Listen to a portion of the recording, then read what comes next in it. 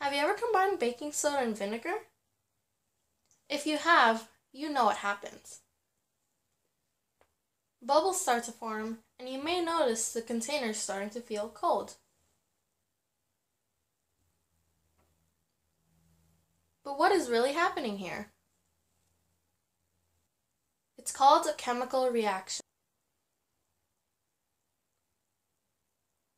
First of all, what is a chemical reaction?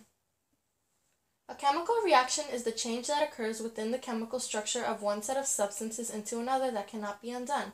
The atoms within the structure rearrange into a new formation to make a new product with completely different properties than its reactants. For example, sodium is a silvery metal that is very reactive to water. Chlorine is a greenish gas that is poisonous. But when they react, it creates an edible, crystal-like substance.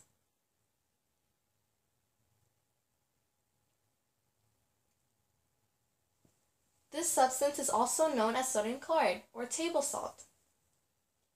These chemical reactions can be represented by chemical equations. The two sodium atoms and chloride atoms on the left side of the arrow are the reactants. The two sodium chloride molecules on the right side of the arrow are the products. In this equation, you could also test the law of conservation of mass, which is a scientific law that states that the total mass before a chemical reaction is the same as the total mass after the reaction. As you can see here, the two sodium chloride compounds have two sodium atoms and two chlorine atoms. On the left side of the arrow, there are two sodium atoms and two chlorine atoms. Since there is an equal number of each atom on both sides of the arrow, the equation is balanced, testing the law of conservation of mass true. When combining substances, you can tell if the reaction is a chemical one or not by its indicators. Some indicators are bubbling, dramatic color change, temperature change, release of energy like sound, heat, and light, and the production of odor.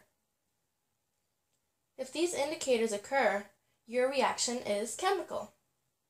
There are also two other types of chemical reactions. They are exothermic reactions and endothermic reactions. Exothermic reactions release energy, creating heat. Endothermic ones absorb energy, making the product cold.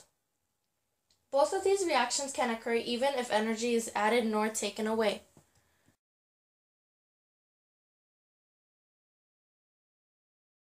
To recap, the chemical reactions are non-reversible rearrangements of the atoms within a set of chemicals to form a completely new substance.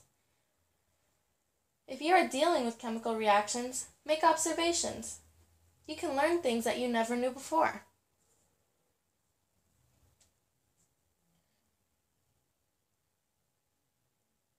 Use your brain, and you never know. You might find something that might surprise you.